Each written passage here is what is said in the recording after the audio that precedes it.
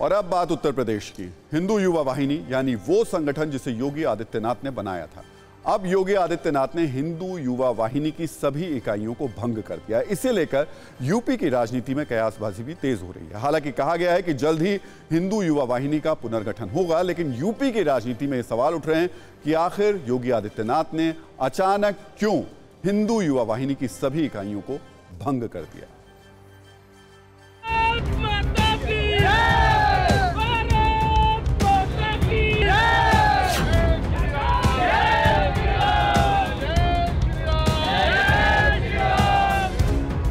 योगी आदित्यनाथ के सबसे भरोसेमंद समर्थक, योगी आदित्यनाथ के सबसे उग्र कार्यकर्ता,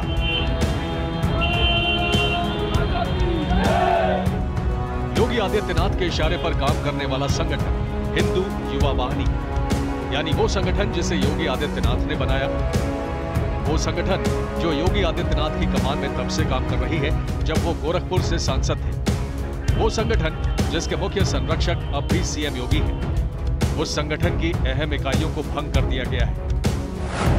योगी आदित्यनाथ ने हिंदू युवा वाहिनी की राष्ट्रीय कार्यकारिणी को भंग कर दिया है। उत्तर प्रदेश कार्यकारिणी समेत दूसरे सभी फ्रंट को भी भंग कर दिया गया है। हिंदू युवा वाहिनी से जुड़े नेता दावा कर रहे हैं कि संगठन नए सिरे से खड़ा करने के लिए इसकी सभी इकाइयों को भंग किया गया है।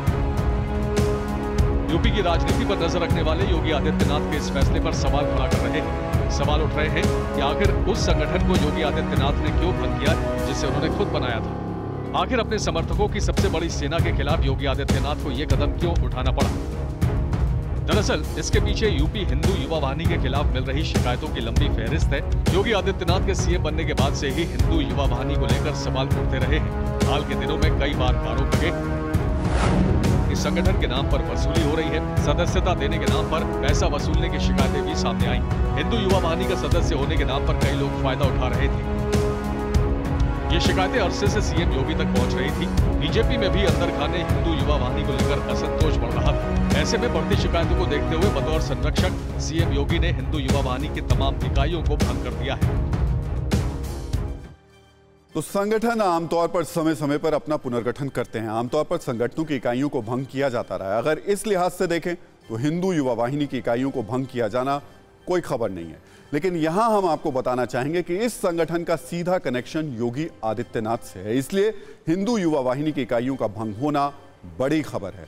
हम आपको पहले हिंदू युवा वाहिनी के बारे में जानकारी दे देते हैं। 2002 में योगी आदित्यनाथ ने हिंदू युवा वाहिनी का गठन किया था। 2002 में हिंदू युवा वाहिनी के 300 सदस्य थे। हिंदू युवा वाहिनी का मकसद नाथ संप्रदाय और हिंदुत्व की विचारधारा को गांव-गांव तक पहुंचाना था। हिंदू युवा वाहिनी का गठन बेशक एक सांस्कृतिक संगठन के तौर पर हुआ था, लेकिन जैसे जैसे समय गुजरता गया पूर्वांचल की राजनीति में इस संगठन की पकड़ मजबूत होती चली गई। जानकार बताते हैं कि पूर्वांचल में 2002 के बाद हुए चुनाव में हिंदू युवा वाहिनी ने योगी आदित्यनाथ के निर्देश पर काम किया। हर चुनाव में हिंदू युवा वाहिनी के कार्यकर्ताओं की अहम भूमिका रही। यहां हम आपको यह भी बताना चाहेंगे कि 2017 में जब योगी आदित्यनाथ यूपी के सीएम बने तो हिंदू युवा वाहिनी का तेजी से विस्तार हुआ।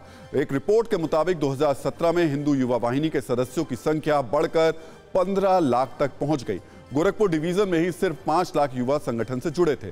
पूर्वांचल के गांव-गांव में हिंदू युवा वाहिनी की मौजूदगी मजबूत हुई। यूपी से लगे बिहार के इलाकों में भी हिंदू युवा वाहिनी ने खुद को मजबूत किया, लेकिन अब अचानक हिंदू युवा वाहिनी की इकाइयों को भंग कर दिया गया है। ऐसे में सवाल उठ रहे हैं कि क्या बीजेपी के अंदर इसे लेकर कोई असंतोष था? क्या योगी आदित्यनाथ पर हिंदू युवा वाहिनी को लेकर दबाव था? और क्या वाकई हिंदू युवा वाहिनी के नाम पर वसूली और गुंडागर्दी हो रही थी?